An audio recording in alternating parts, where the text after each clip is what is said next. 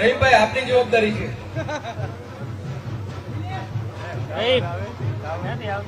મીડિયાના મિત્રોને વિનંતી, આપ થોડી જગ્યા કરી આપશો મિત્રો પ્લીઝ। મિત્રો થોડી ક્ષણોમાં આપણી વચ્ચે આદરણીય રૂપાલા સાહેબ પધારી રહ્યા છે। મીડિયાના મિત્રોને વિનંતી, મિત્રો થોડી જગ્યા કરી આપશો પ્લીઝ। તો હાલ પરસોત્તમ રૂપાલા પણ આવી પહોંચ્યા છે આ મીટિંગ ખાતે। આપણે જણાવી દઈએ કે ટિપ્પણીનો મામલો પરસોત્તમ રૂપાલા દ્વારા ક્ષત્રિય સમાજ પર ટિપ્પણી કરવામાં આવી હતી। ત્યારબાદ જે રોષ હતો, વિરોધ હતો અને એ જ શાંત પાડવા માટે, આગ શાંત પાડવા માટે આ બેઠકનું આયોજન કરવામાં આવ્યું હતું। જયરાજસિંહના ફાર્મ હાઉસ ખાતે બેઠકના દ્રશ્યો ટીવી સ્ક્રીન પર આપ જોઈ રહ્યા છો કે જ્યાં હાલ પરસોત્તમ રૂપાલા આવી પહોંચ્યા છે। તો સમાધાનના પ્રયાસો સતત કરવામાં આવી રહ્યા છે। એક તરફ બેઠકોનો દોર ચાલી રહ્યો છે, ક્ષત્રિય સમાજ વિરોધ પણ કરી રહ્યો છે।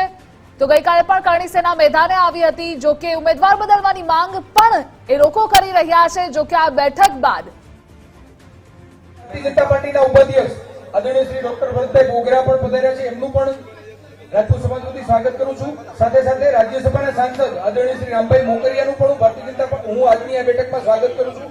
સાથે એમની સાથે પધારેલા દરેક મહાનુભાવોને વિનંતી કે આપો મંચ પધારશો।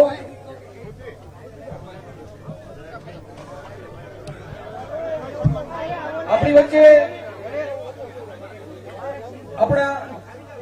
વચ્ચે રૂપાલા સાહેબના સ્વાગત અને સન્માન માટે હું ગણેશભાઈને વિનંતી કરીશ કે આપ ગણેશભાઈ પધારશો અને ફૂલહાર અને પુષ્પગુચ્છથી સ્વાગત કરશો।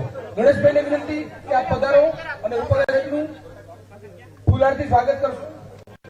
મીડિયાના મિત્રોને વિનંતી, પાછળ ઓડિયન્સને ભાઈ થોડી તમે જગ્યા આપો। મીડિયાના મિત્રોને નમ્ર વિનંતી। ખૂબ ખૂબ આભાર।